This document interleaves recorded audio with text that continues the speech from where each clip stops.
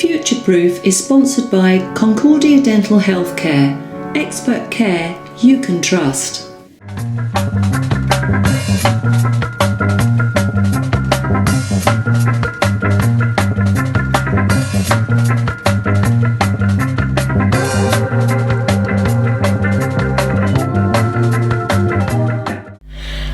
Hello and welcome to Future-Proof, the business television programme where I invite guests into the studio, or indeed I share some of my knowledge on emotional intelligence.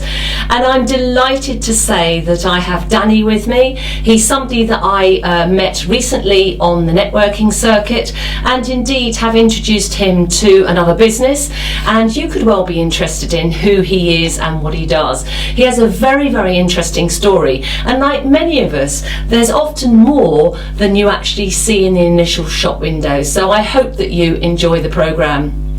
Thank you, Danny, so much for joining me.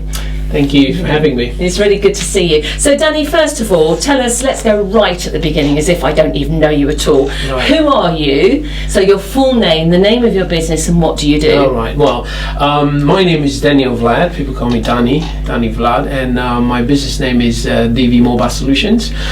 And I was born and raised in Romania, actually in Transylvania, Dracula's land. Yes, and has IT always, and I say that with respect because I know it's a huge subject, has it always been your business, or have you done other things as well? Pretty much it's been my main business. I've done other bits before, but the main business has been IT. Yeah, he's good. He does the SEO and all of that, and I know you're kind of forward thinking in it. But also, like a lot of us, you've got other strings to your bow, and that's one of the other reasons that I wanted to have you on the programme, to inspire some budding sports people and what have you. If we forget the business for a second, what else do you do? Yeah, so today, actually, I'm still competing in sports, Brazilian Jiu-Jitsu, and my background is freestyle wrestling. And so I teach that on a weekly basis in Hove. I love traveling. I love cuisine, eating a lot. Yeah. And so pretty much those are my main points of activity, really. Yeah, do Google him and you'll find him on Facebook as well. So JiuJitsu, what is it you Brazilian Jiu-Jitsu. JiuJitsu, what is that? Well, it's Brazilian Jiu-Jitsu is a self-defense martial art. It started in this specific style. It started in Brazilian. That's why it's called Brazilian Jiu-Jitsu. So it's a self-defense martial arts that is more of a grappling. Has connections with judo, has connections with wrestling, and it's pretty much all in one package. And it's a sport that I started a few years back, so it hasn't always been Brazilian Jiu-Jitsu. My main background, I've always wrestled for 20 plus years as a freestyle wrestling, which is an Olympic sport. So it's not the WW wrestling, Big Daddy type of wrestling. Yeah. More the more serious one that you see on TV and on Olympics.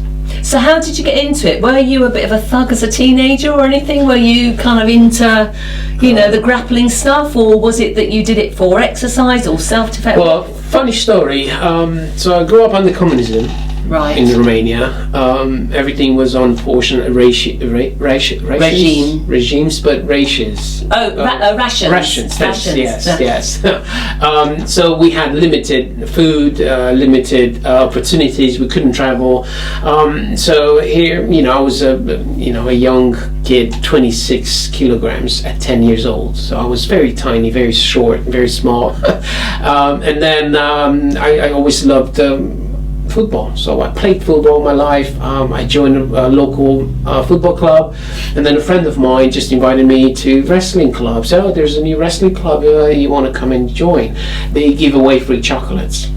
So you have to know the background of it. You only get chocolate bars at Christmas, and 2 bars pretty much, and that was it. So knowing that a club that gives away chocolate, where it's not Christmas, I thought, okay, I'll sign me up. I'm up for it. You couldn't just go in a shop and buy chocolate as you wish, as they are today. So that's how it all started. I went there, and then I joined that wrestling club.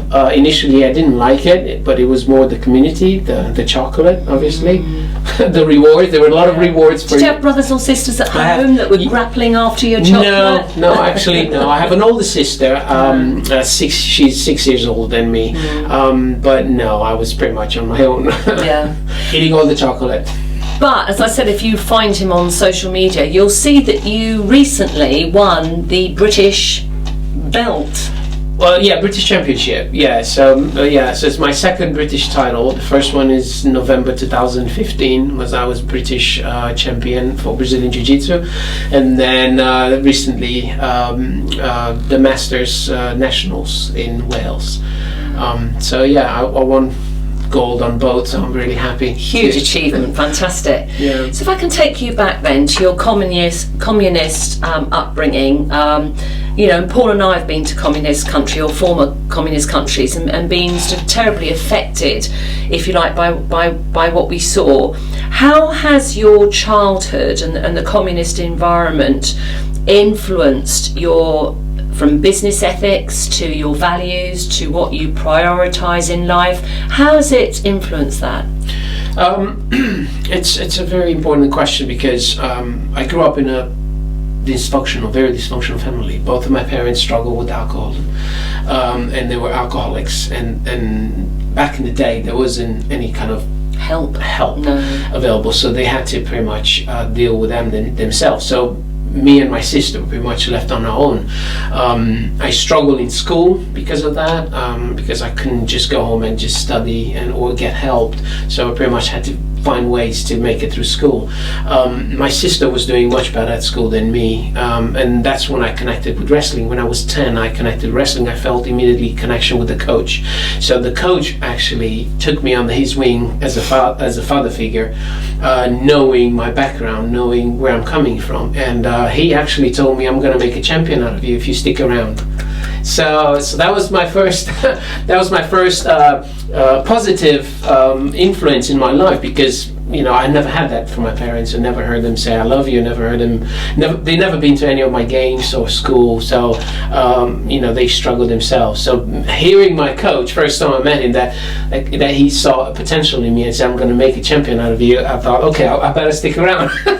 So that's how it all started, and he played probably the main influence in my life throughout my teenager period, and yeah, so he was more than a father, pretty much. He was he was everything at that time. Everything. Talking of sticking with, do stick with us as we go into the break, and then we'll be coming out in the second half. But we actually do have another minute or so, and I think I just want to pick up on that, because that is a story from the heart, and there's a sticker that you can put in. I've seen in windows. If you're doing well, then thank a teacher, and sometimes that teacher isn't always from your days of education. It is somebody who saw you at a certain part in your life when you, if you like, needed to be seen. And obviously the coach, because he knew you, and maybe you don't even know whether he identified with you. In other words, your story was somehow in alignment with his own story, so he had that huge empathy, and empathy is a very, very large part of emotional intelligence, where he felt your pain and your situation, and he decided to take you under his wing. Usually when people have had that done to them, they sometimes do it to other people. Is there anybody that you have spotted yet, that you see that you've taken under your wing at all, that you've wanted to help? Yes, well, that's why I like coaching. I love to explain, I love to get involved. I lived in the States for almost 3 years in Nashville, Tennessee, and I joined a wrestling club which had 150 plus kids from different ages. So it was such a great pleasure to influence them and just be a role model for them, and just be more than just a coach. Just because in sports you need somebody to see you and to get alongside you and help you, and we're going to hear more. We will, so please stay put. Okay. And I just hope that you're as inspired as I am. I don't always pre-prepare interviews, and I hear new stuff all the time, and Danny's story is certainly inspiring. We'll see you in a moment.